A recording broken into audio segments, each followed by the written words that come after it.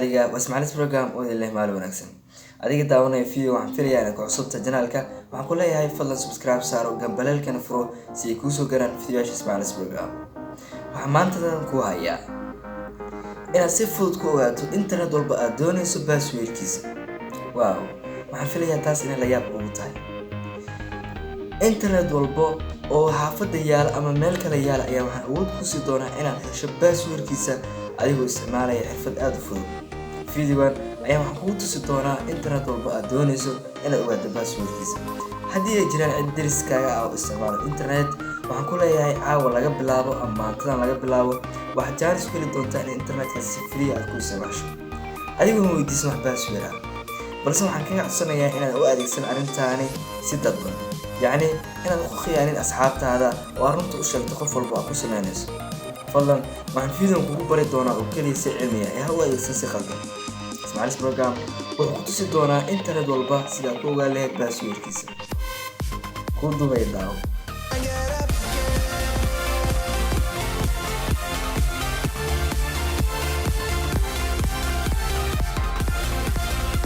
computer sababtoo ah shaqada aan ku diri doono computerna lama qaban karo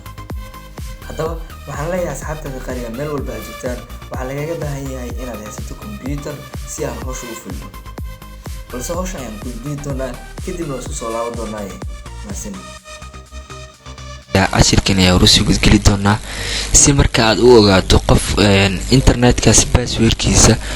waa in marka hore aad u tagtaa qofkii kadibna aad dhahdaa computerka igu xir adigoo iska dhigaya qof daacad ah marka uu kugu xiro kadibna waxaad awood u yeelanaysaa in computerada kale mobilada kale aad ku xirato qadkaasi xitaa haddii guriga aad ka tagto guri ku dhigan aad tagto kale inaad ku xirato hadda qadkan oo kale waa qadkayga oo kale marka waxaan rabaa inaan ogaado si aan u ogaado marka waxaan sameynaynaa halkan ay amaanaynaa kadib waan ku dhufanaynaa kadib waxaan tegnaa meeshan ay ku qorantaa network iyo internet settings marka halkan ku dhufan asxaabta qaaliga waxaa ku soo baxaysa bashqadan aadka weyn bashqada marka ay ku soo baxdo waxaan tegnaa halkan wifi ay ku qoran tahay wifi marka aan tagno waxaa sidoo kale ka tagaysaa change adapt options marka halkan aad ku dhufato waxaa ku soo baxaya page-kan aadka weyn waxaad ku sii dhufanaysaa wifi marka ku sii dhufato laba mar ayaa jagjag siinaysaa sida tan marka ay ku soo baxdo waxaan ku dhufanaynaa meeshan kale ay ku qoran tahay wireless properties marka ku dhufato waxa ku soo bixi doona connection iyo security connectionkani waa network iyo waxa uu yahay balse waxaan tagaynaa security marka aan ka tagno waxa halkan kaaga muuqdo sida ujeedid code qarsan iyo wali waxyaabo fara badan marka code-kan qarsan inaan soo muujino ayaan rabnaa waxaan tagaynaa show the character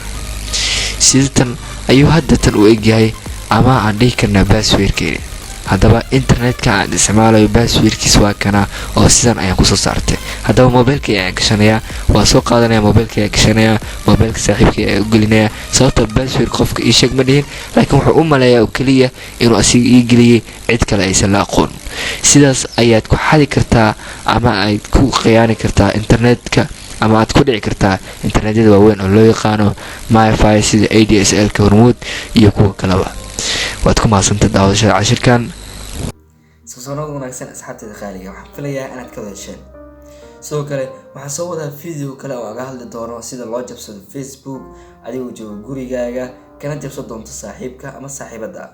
haddaba si ay ku soo gaaraan videoyaashaas aadka u xiisaha badan waxaan ku leeyahay fadlan subscribe saaro gambalelkana furo channelka si ay ku soo gaaraan videoyaasha Ismaaciilis program waxay noo balama video kan xiga maadsani